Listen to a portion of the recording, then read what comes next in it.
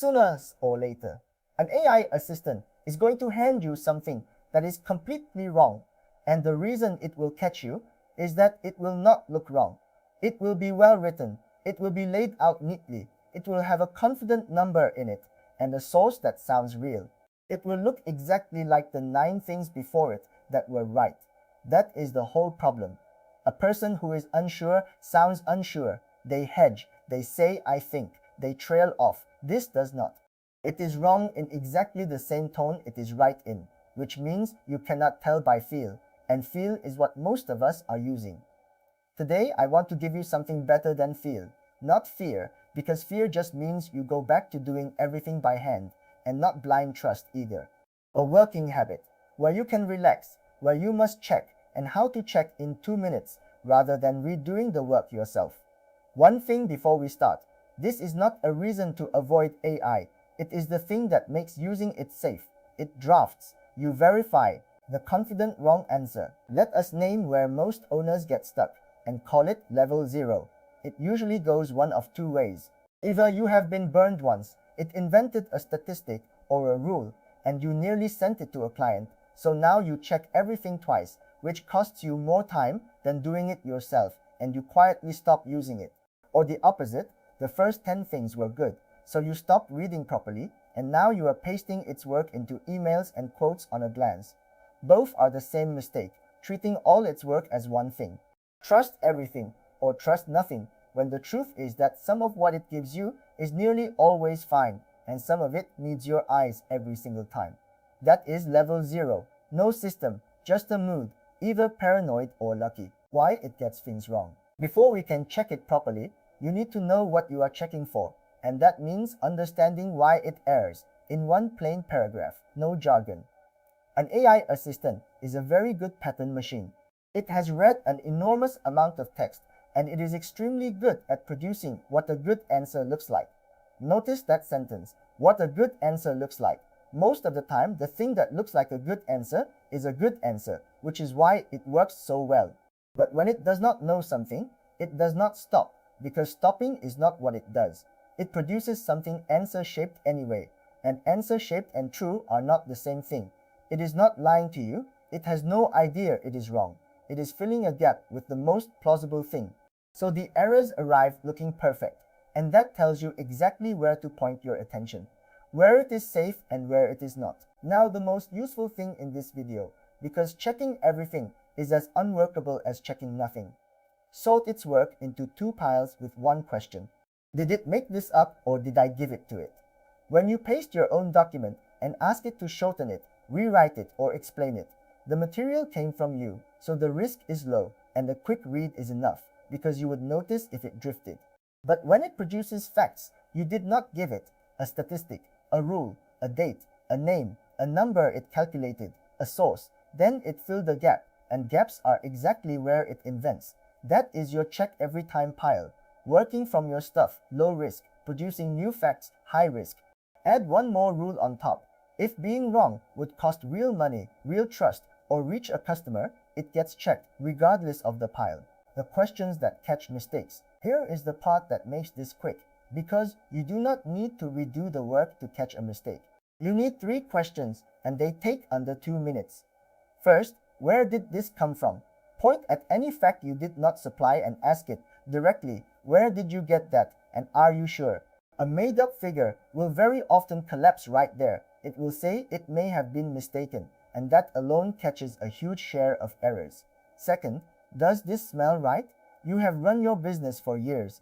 If it says your busiest month is one you know is quiet, do not talk yourself out of that flinch. Your gut is the detector here. Third, would I bet money on this? If the answer is no, and the thing is going to a client or into a decision, verify it at the source. Where did it come from? Does it smell right? Would I bet on it? The jobs to ask for. Let me give you the specific jobs to ask for every time, because you can make it help you check its own work. 1. Mark what you are unsure about, and tell it plainly. You would rather have it say, I do not know, than guess, because it will comply, and that is the single highest value instruction there is. 2. Show me where each fact came from, so you can see the difference between something from the document you gave it and something it produced from nowhere. 3. Work from my file only, and if the answer is not in there, say so rather than filling in from general knowledge. 4. Show you're working on any calculation so you can follow the arithmetic instead of trusting a total. And 5.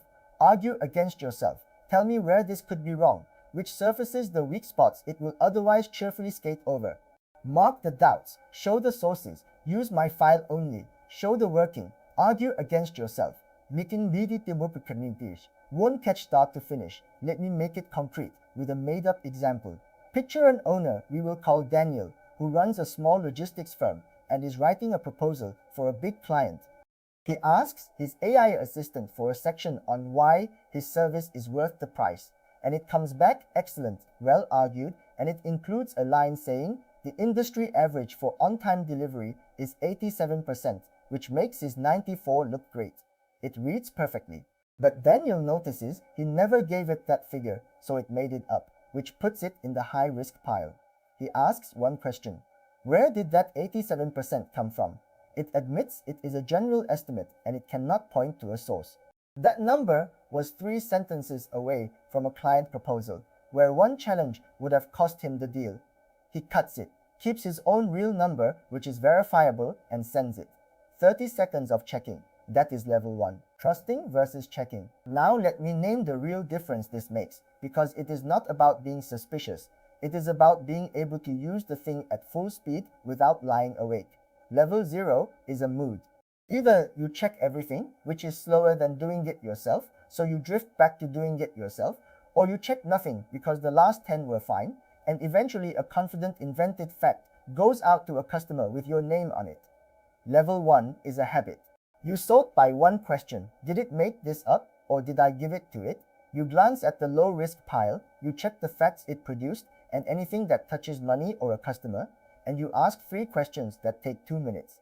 Your job shrinks from verifying everything to verifying the small, predictable part where it actually goes wrong. That is what lets you go fast, safely. Your judgment stays in charge. This next part is not optional, so I want to be direct. When AI work goes out with your name on it, it is your work, not the tool's. A client who catches an invented statistic in your proposal does not think the AI made a mistake.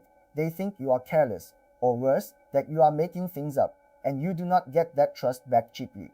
So the responsibility does not transfer, ever, and neither does the blame. The good news is that this is not new to you. You already do this with people. When a new staff member hands you their first piece of work, you check it, not because you think they are dishonest, but because you do not yet know their edges, where they are reliable and where they overreach. This is the same. The difference is that this one never sounds unsure, so you cannot wait for a hint. You have to know its edges yourself. A simple way to start. If you want to try this, here is the low-effort way in, and it is smaller than it sounds. Do not build a checking process. Take the very next thing an AI assistant gives you and run one pass. Highlight in your head every fact in it that you did not personally supply. The numbers, the dates, the rules, the sources. That is your whole checklist, and it is usually shorter than you expect. Then for each one, ask it where that came from and whether it is sure. Watch what happens, because some of them will quietly fall over, and the ones that hold up you can use. That is the whole experiment. One document, one question, 2 minutes. You will learn its edges faster from watching 3 invented facts collapse than from any amount of advice, including this video. The honest watchouts. And because I promised no hype, here are the honest watchouts, and please take them seriously. First, it will not tell you when it is guessing unless you ask, so the instruction to say "I do not know" rather than guess is not optional. It is the whole safety belt. Second, the neater it looks, the more careful you should be, because a clean table with confident totals is the most persuasive way to be wrong, and polish is not evidence. Third, do not go the other way and check every word that costs more than the tool saves, and you will abandon it, which is a real loss, so check the facts and the money, skim the rest. And fourth, if it is going to a customer, into a contract, or into a decision, you cannot reverse. Verify at the source every time, no exceptions. Use it fast where it is safe, slow down exactly where it invents. Quick recap. Let me pull it together. Level 0 is a mood, checking everything until you give up, or checking nothing until it embarrasses you in front of a client. Level 1 is a habit. It errs by producing answer-shaped things when it does not know. So you sort with one question: did it make this up, or did I give it to it? You relax on your own material and check the facts it produced, plus anything touching money, trust, or a customer. You ask 3 questions. Where did this come from? Does it smell right? Would I bet on it? And you brief it to mark its doubts, show its sources, work from your file only, show it's working, and argue against itself. The work goes out with your name on it, so the judgment stays yours. If you have ever nearly sent out a confident number an AI invented, or quietly stopped using it because you did not know what you could trust, this is the habit that lets you use it at full speed without lying awake. And we made a free, step-by-step course that walks you from level 0 to level 1 in plain language, no jargon, and no technical background needed. It shows you how to get an AI assistant onto your own computer, working with your own files and documents, which is exactly the low-risk ground where it is strongest, so you can build the habit on real work instead of taking my word for it. Head to afirstasia.com/level1 and take the free course. Do it once. Ask where did that come from on the next fact you did not supply, and watch what happens. And if you want more of this, practical AI workflows built for SME owners, honest and no hype, then subscribe. Level 1 is right there. Go take the step.